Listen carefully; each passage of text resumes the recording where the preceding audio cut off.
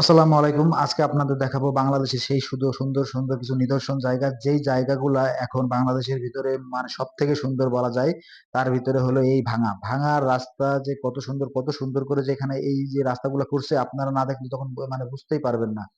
এই জায়গায় মনে হয় বাংলাদেশের সব থেকে সুন্দর রাস্তা বলে, মানে আমি যতটুকু মনে করি যে এই ভাঙার রাস্তায় হাজার হাজার কোটি টাকা খরচ করে এত সুন্দর করে বাংলাদেশের জন্য তৈরি করা হয়েছে। আর আজকে আপনাদের এরকম অনেক সুন্দর সুন্দর নিদর্শন জায়গা দেখাবো, যে জায়গাগুলোতে আহ গেলে আপনার মন ভালো হয়ে যাবে অবশ্যই। আমি এত সুন্দর রাস্তা এর আগে কখনো দেখিনি। আমি এই প্রথম ভাঙায় আসলাম, ঢাকার উদ্দেশ্যে রওনা দিচ্ছি। ঢাকায় আরো সুন্দর সুন্দর কিছু নিদর্শন জায়গা আছে, যে জায়গাগুলো আপনাদেরকে আমি দেখাবো। আহ, আমরা এখন ভাঙা থেকে বিদায় নিলাম, এখন আমরা সামনের দিকে যাব। আসলে বাংলাদেশের এখন যেই অবস্থা, এত সুন্দর সুন্দর রাস্তাঘাট নির্মাণ করা হয়েছে যে যেটা আপনি না দেখলে কল্পনাও করতে পারবেন না। যারা বাইকে মানে ঘুরতে চান, তারা একবার যদি অনেক দূরে মানে হয়ে থাকেন, তাহলে অবশ্যই বাইকে ট্যুর দিবেন। বাইকে ট্যুর দিলে আপনারা অনেক সুন্দর সুন্দর জায়গা দেখতে পাবেন। আর বাইক নিয়ে ঘোরার মজাটাই আলাদা। এই যে আবহাওয়া এরকম এত মেঘলা বৃষ্টির ভিতরেও আমরা বাইক নিয়ে মানে বেরিয়ে পড়েছি আমরা ঢাকায় যাব।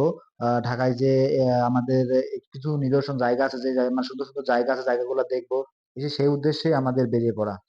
আপনারা দেখতে পাচ্ছেন যে এই যে আমি যে ব্রিজ গুলাতে উঠছি, ব্রিজ গুলা এই ঢাকায় যেতে মানে অনেকগুলা ব্রিজ এরকম হয়তো আমি পিছনে ফেলে আসছি, সামনেও আছে।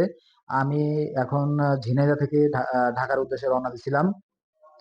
সামনে একটা টোল প্লাজা দেখতে পাচ্ছি সম্ভবত।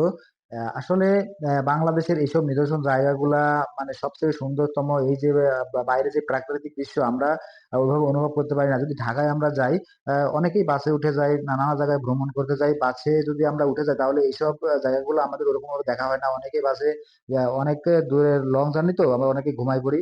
তবে যারা বাইকে শহরে যাওয়ার চিন্তা ভাবনা আছে, বা ঢাকায় সুন্দর সুন্দর জায়গা দেখার ইচ্ছা আছে, তাহলে অবশ্যই আপনারা অল্প কিছু পথ যে যে আপনারা একটু রেস্ট নিয়ে যাবেন। আর একভাবে বাইক চালালে আপনার অনেক সমস্যা হতে পারে, অ্যাক্সিডেন্ট হওয়ার সম্ভাবনা থাকতে পারে। তবে যদি আপনি নতুন বাইকার হয়ে থাকেন, তাহলে কখনোই আপনি এরকম রিস্ক নেবেন না। কেননা যখন আপনি দূরবর্তী কোথাও যাওয়ার চিন্তা ভাবনা করবেন, তখন অবশ্যই আপনার অ্যাক্সিডেন্ট হওয়ার সম্ভাবনা থাকতে পারে। আর আগে আপনি একটু বাইক চালানোর দক্ষতা বাড়ান। আর অবশ্যই এখন রাস্তাঘাটে বাইক চালালে আপনার ড্রাইভিং লাইসেন্স প্লাস আপনার হেলমেট, আপনার যে গার্ড গুলা দরকার, সবকিছু আপনি ঠিক রেখেই সামনের দিকে এগিয়ে যাবেন। এখন বাংলাদেশে প্রত্যেকটা জায়গায় আপনি বাইক নিয়ে যেতে পারবেন, কোনো সমস্যা নেই। এই পদ্মা সেতুতেও একসময় বাইক নিয়ে উঠতে দেয়নি, কিন্তু এখন বাইক নিয়ে উঠতে পারবেন আপনি যদি নিয়ম মেনে বাইক চালান, তাহলে কোনো সমস্যা নেই। এটা হলো রাতের এটা হলো ঢাকার যেই 300 ফিট রাস্তার যেই মানে যাওয়ার জন্য যে প্রথম রাস্তা, সেই রাস্তাটা আসলে এই 300 ফিট রাস্তা দেখার মতো একটা জায়গা।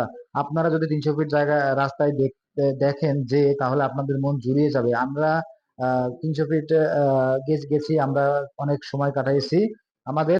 300 ফিট রাস্তায় যারা একবার যাবেন, তাদের বারবার যাইতে মনে চাইবে। আমরা প্রথমে এই 300 ফিট রাস্তা মানে কথা শুনছি, নেটে দেখছি যে কত সুন্দর। এখন আমরা যে ঘুরতে গেছি, এই ঘুরতে যেয়ে আমরা বুঝতে পারছি যে 300 ফিট রাস্তা আসলে অনেক সুন্দর। আপনারা যদি সময় হয় এখানে ঘুরে আসবেন, অনেক ভালো লাগবে।